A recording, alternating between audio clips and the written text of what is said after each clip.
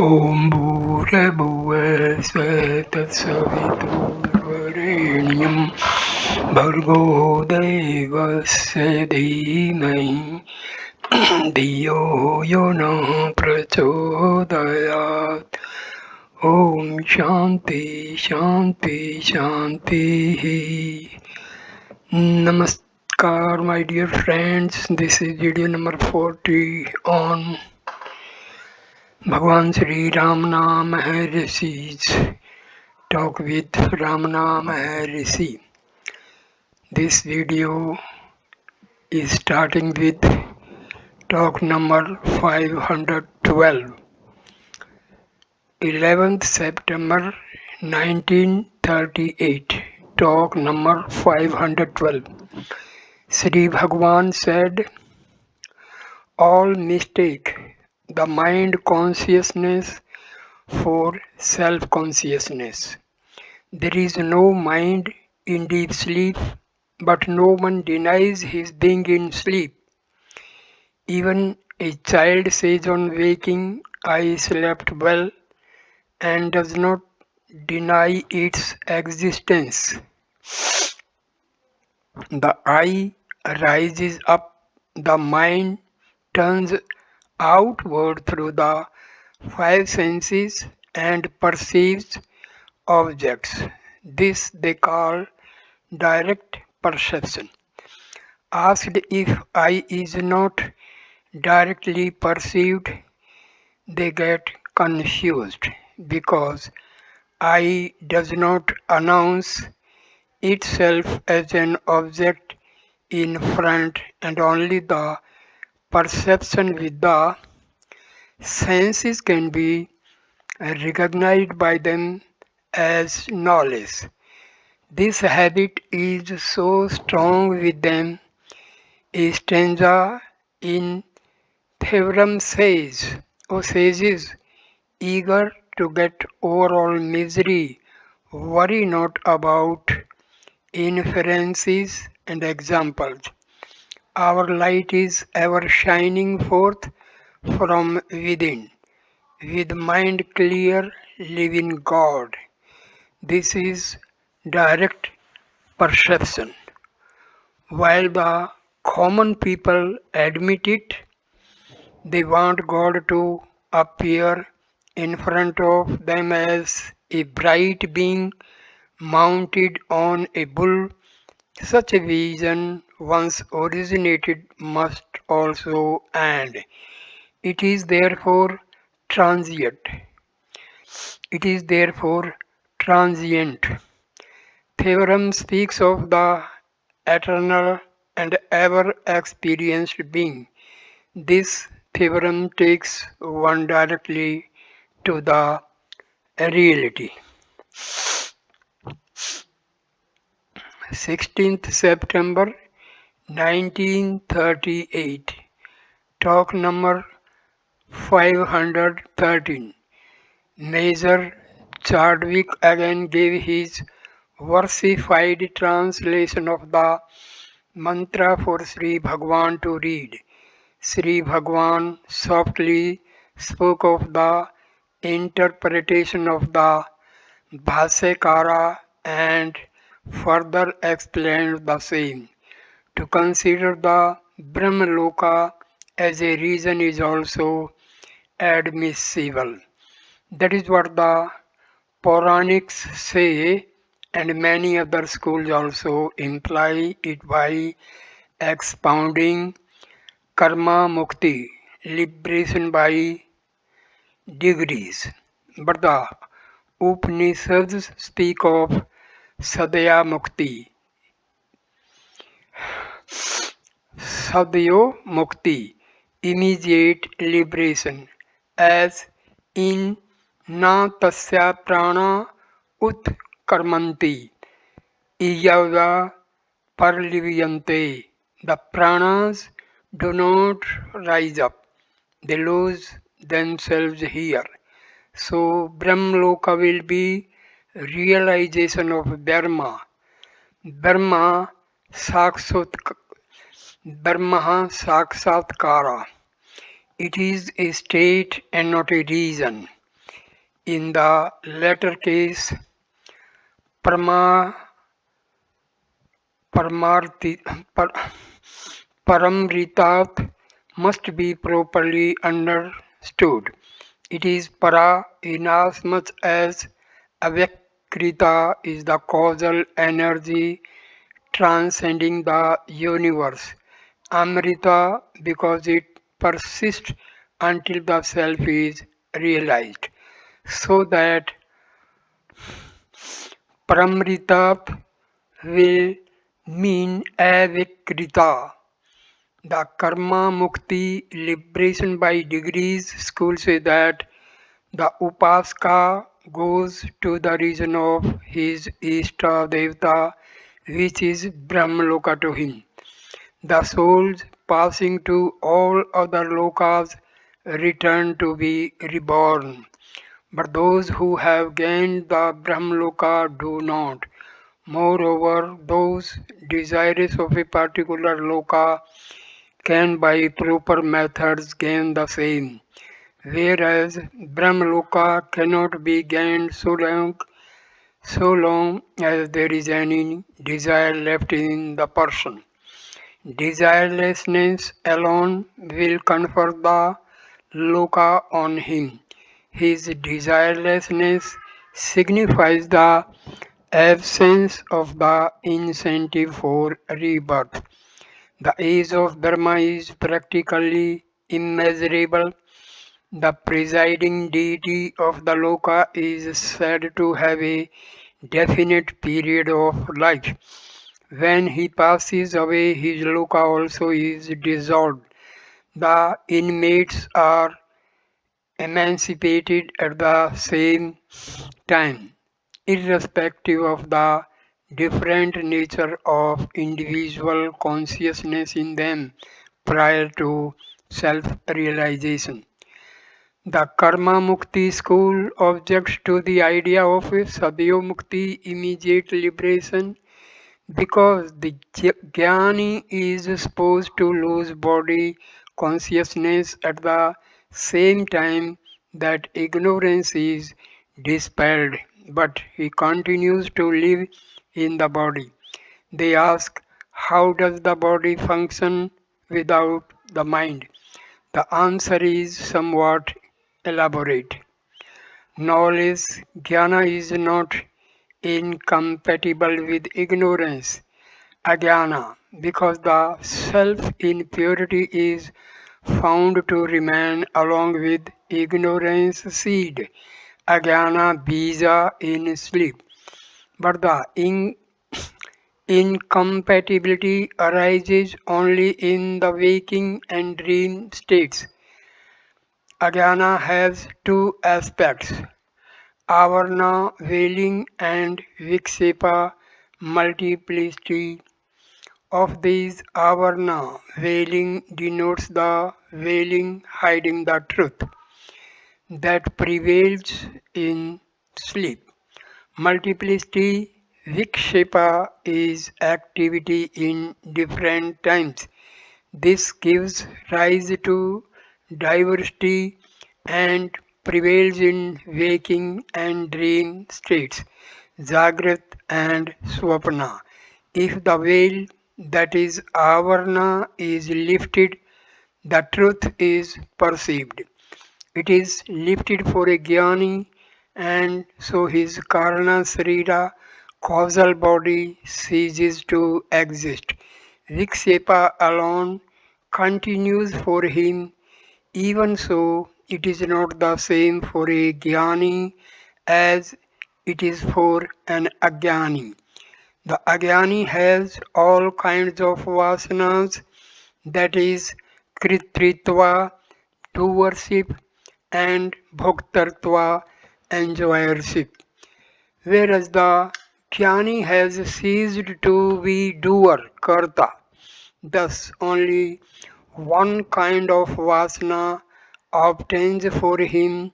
That too is very weak and does not overpower him because he is always aware of the Sat Chit Ananda nature of the self.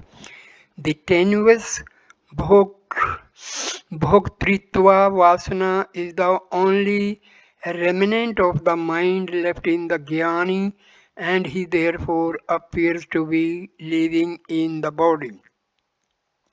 This explanation, when applied to the mantra, amounts to this: a jnani has his karna sarira destroyed, the sthula sarira, gross body, has no effect on him and is for all practical purposes destroyed too. The sukshma sarira, subtle body, alone remains. It is otherwise called Ativahika Srira. It is this which is held by all persons after the physical body is given up, and with this they traverse to other lokas until another suitable physical body is taken. The jnani is supposed to move in Brahmaloka with this Sukshma Srira.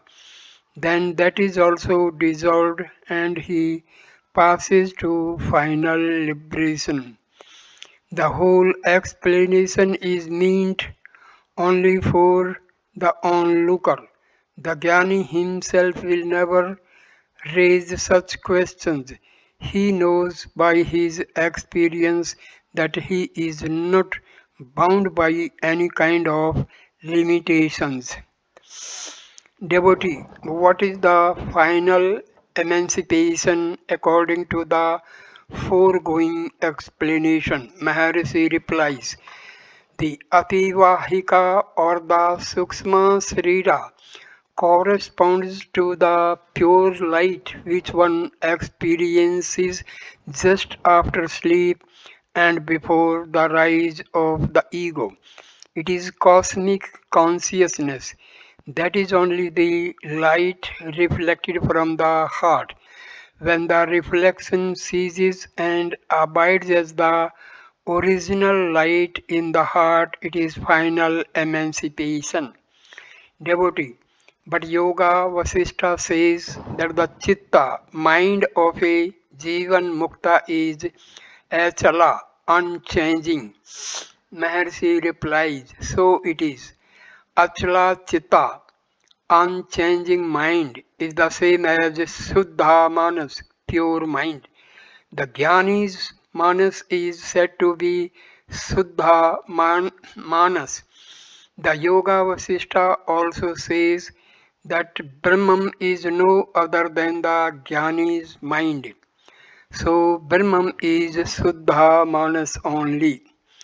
Devotee, will the description of Brahman as Satya Chitta Ananda suit this Shuddha Manas? For this too will be destroyed in the final emancipation. Maharshi replies, if Suddha Manas is admitted, the bliss, Ananda, experienced by the Jnani must also be admitted to be reflected. This reflection must finally merge into the original. Therefore, the Jivan Mukti state is compared to the reflection of a spotless mirror in another similar mirror. What will be found in such a reflection? Pure akasa, ether. Similarly, the jnani's reflected bliss, ananda, represents only the true bliss. These are all only words. It is enough that a person becomes antarmukhi, inward bent. The Shastras are not needed for an inward turned mind, they are meant for the rest. Talk number 514. Mr. McLever, a resident devotee, asked Sri Bhagwan if he might go to Switzerland where a guru was inviting him. Sri Bhagwan said, some force brought him here and the same is taking him to Europe. Let him always remember that the world is only a projection of the mind, and the mind is in the self. Wherever the body may move, the mind must be kept under control. The body moves, but not the self. The world is within the self, that's all. 17th September 1938, talk number 515. Devotee, in the explanation given yesterday, it is said that the removal of avarna results in the annihilation of the karna srira. That is clear. But how is the gross body considered to fall off too? Maharshi replies, the vasanas are of two kinds, bandha hetu, causing bondage, and bhoga hetu, only giving enjoyment. The jnani has transcended, transcended the ego, and therefore all the causes of bondage are inoperative. Bandha hetu is thus at an end, and prarabdha, past karma, remains as bhoga vasana to give enjoyment only. Therefore, it was said that the Sukshma Sarira alone survives jnana. Kevala says that Sanchita karma, stored karma, is at an end simultaneously with the rise of jnana. That agami karma, now collecting, is no longer operative owing to the absence of the sense of bondage, and that prarabdha will be exhausted by enjoyment, bhoga only. Thus the last one will end in course of time, and then the gross body also falls away with it. Sarira Traya, the three bodies, and Karma Traya, the three karmas, are mere phrases meant for the delectation of debaters. A jnani is not affected by any of them. An aspirant is instructed to find who he is. If he does so, he will take no interest in discussing such matters as the above. Find the self and rest in peace. 22nd September 1938, talk number 516. A question arose if the world is real or unreal, since it is claimed to be both by Advaitins themselves. Sri Bhagavan said that it is unreal if viewed as apart from the self, and real if viewed as the self. 25th September 1938, talk number 517. There was some reference of two slokas in Yoga Vasishtha where Spiritism is Malecha Besa is mentioned. Mr. McLeaver said that black magic is more prevalent in the West than is ordinarily known to the observer. The writer then remembered how Mr. Paul Brunton had once said that he actually feared a woman for her association with black magic. Sri Bhagwan asked if the gentleman had read Devika Lotram. He then said that Abhichara Prayoga, black magic, is condemned there. He also added that by such practices one compasses one's own ruin. Avidya, ignorance, is itself bad and makes one commit suicide. Why should black magic be also added to it? devotee. What is the Pratikriya remedy open to the victim of black magic? Maharshi replies, Bhakti, devotion to God, devotee. Non resistance seems to be the only remedy for all kinds of evil, such as slander. Maharshi replies, Quite so. If one abuses another or injures him, the remedy does not lie in retort or resistance. Simply keep quiet. This quiet will bring peace to the injured but make the offender restless until he is driven to admit his error to the injured party. This black magic is said to have been used even against the greatest saints in India since time immemorial. The tapasvis of Daruka forest used it against Shiva himself. Then the conversation turned on Brahmaloka. Sri Bhagwan said, Brahmaloka is the same as Atma Loka. Again, Brahm, Dharma eva lokaha is equal to Brahmlokaha. Brahma is himself the reason and Brahma is Atma. So Brahmloka is only the self. Brahmloka is only the self. Loka, aloka are both synonymous. It is the same as Ananda Milakam in Ulladu Narpadu. Lokyate iti lokaha. That which is seen is loka. So I this video is completed and next video will start with talk number 518. Thanks for watching this video. Please like, comment and share the video and subscribe the channel. Namaskar my dear friends.